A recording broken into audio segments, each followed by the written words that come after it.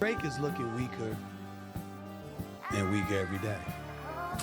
I'm just saying that if you're Drake, really, do you want this reputation, bro? You want the reputation as being somebody that is that weak?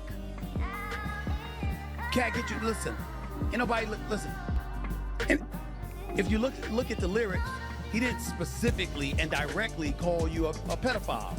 Look, Kendrick Lamar, he did not do that. You know how this whole Drake situation was like really shaping up? Mm-hmm.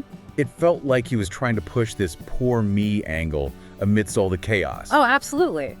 There was a very clear strategy, it seemed, to control that narrative, almost trying to position himself as the one being wronged here. But then it's like members of his own crew start talking. Yeah. And, well, they say things that really make you raise an eyebrow, right? Exactly. Suddenly that whole victim story gets a lot cloudier. And it all just completely exploded with the Kendrick feud, didn't it? Right. Which honestly feels like it's way bigger than just a rap beef now. Definitely. It's almost like a snapshot of the whole entertainment industry, the way things operate. Yeah, what started as, lyrical jabs back and forth has really turned into this much bigger look at behavior associations. And who people keep around them. We're even seeing folks who've supported him for ages starting to, well, maybe unintentionally voice some concerns. Which naturally brings us straight to DJ Academics. I mean, for years, he's been one of Drake's biggest online cheerleaders. Almost his unofficial PR guy, you could say. Yeah, he's played a massive role in shaping how people saw Drake online for a long, long time. A key figure. Right, but then he does this DJ Vlad interview, and it's like, whoops, kind of accidentally flips the whole script. He starts dropping these little hints, these crumbs, that suggest there's some pretty serious stuff happening behind the curtains with Drake and the whole OVO camp.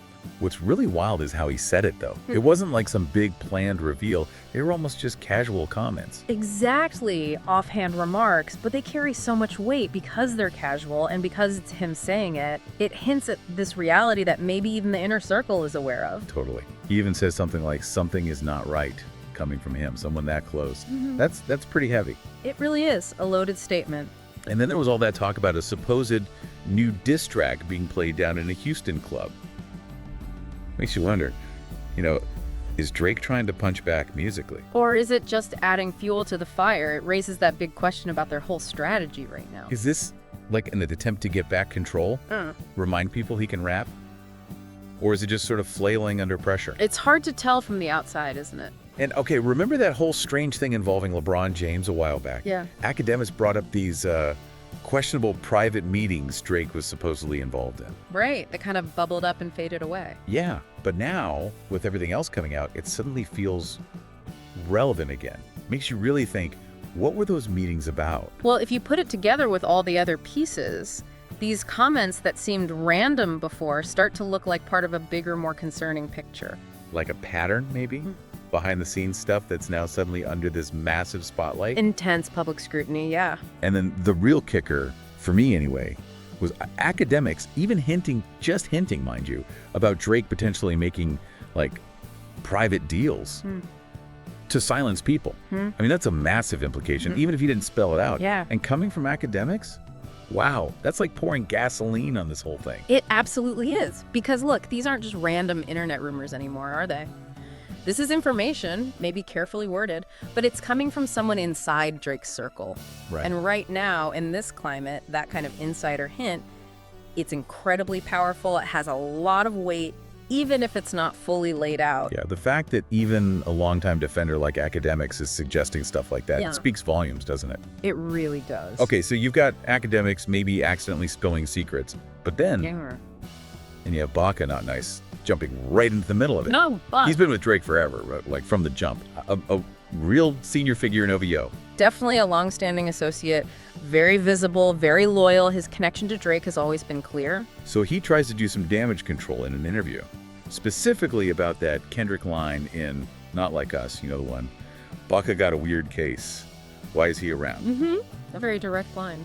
And Baca was clearly trying to shut that whole discussion down, but it kind of did the exact opposite, didn't it? Why do you think that happened?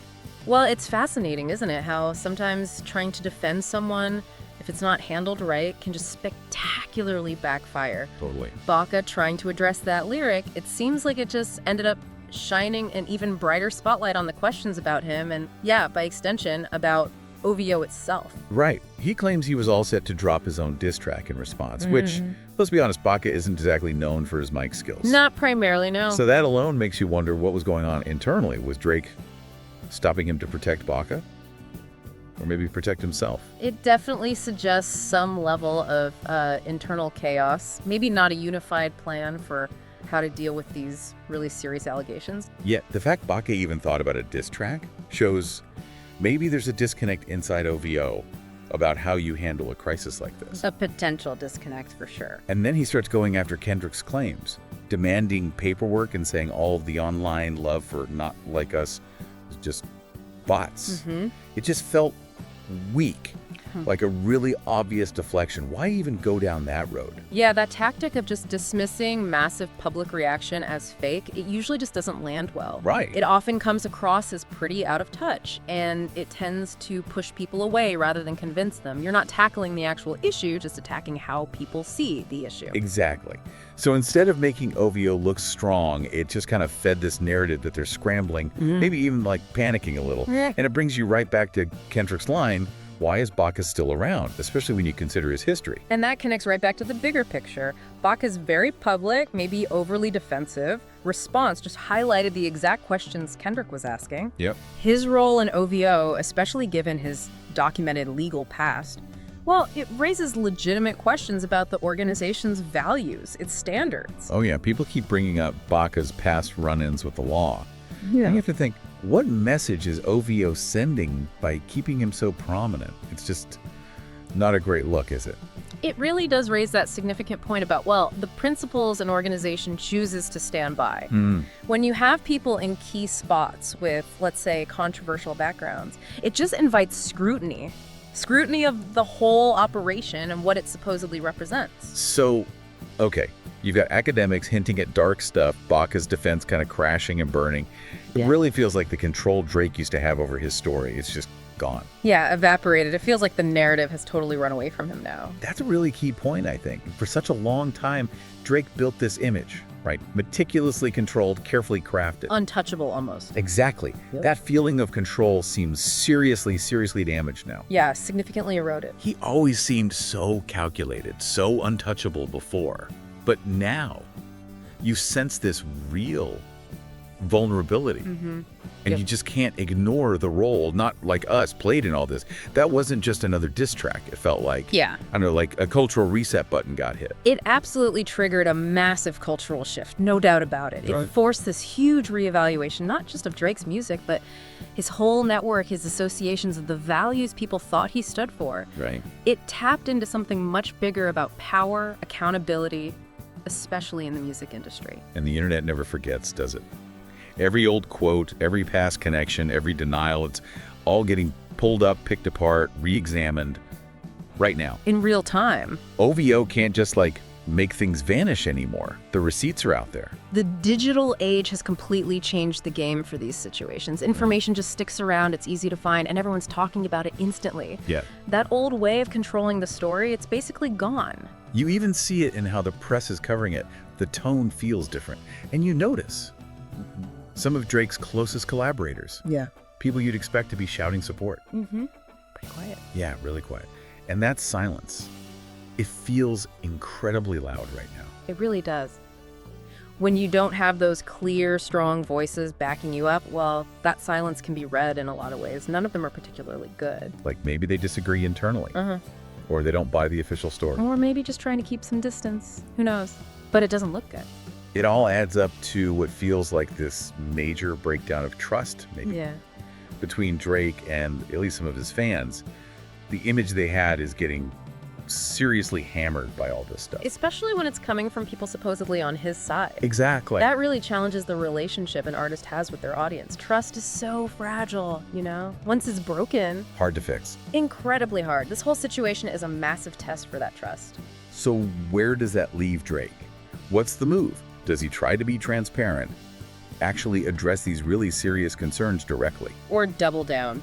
Keep denying everything. It almost feels like his own inner circle is kind of answering that question for him, doesn't it? Yeah. And the answer, not looking great. Well, yeah, the things being said, the actions being taken or not taken by those closest to him, whether they mean to or not, they're just adding more weight to the claims he's trying to fight. Right. What might have just been seen as, typical rap bravado before, now it's being looked at through this really critical, suspicious lens. It's strange, isn't it? It's like some of those old lyrics, that whole persona he built, which seemed like just swagger back then. Now, hearing it with everything that's come out, it almost sounds like foreshadowing. It's a really weird dynamic. Yeah, there's a huge irony there, how things you said or projected in the past can suddenly take on this completely different, often much darker meaning when you look at them through the filter of current events. So when you really boil it all down, maybe the most damaging part of this whole mess isn't even the original accusations from Kendrick. It's the stuff that's leaking out, almost accidentally, from the people inside his camp. That's the real story unfolding here, maybe. I think that is the crucial takeaway right now, the internal stuff. The responses, the non-responses, the things being said by people supposedly loyal to him. That's proving to be the most compelling and, potentially the most destructive part of this whole saga. Really shows how fragile those carefully built public images can be. Absolutely.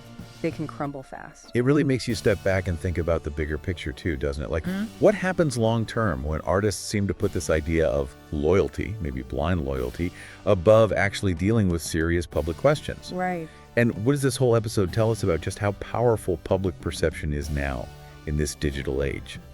And maybe the responsibility that comes with being that famous, that influential, it's clearly about more than just the music at this point. No question. It really forces us to look at how expectations for public figures are changing. We're all connected. Information flies instantly. Yeah. The lines between their private lives, their public image, and their accountability, they're getting blurrier and blurrier. Yeah. And this Drake situation, it's just a really stark example of that shift.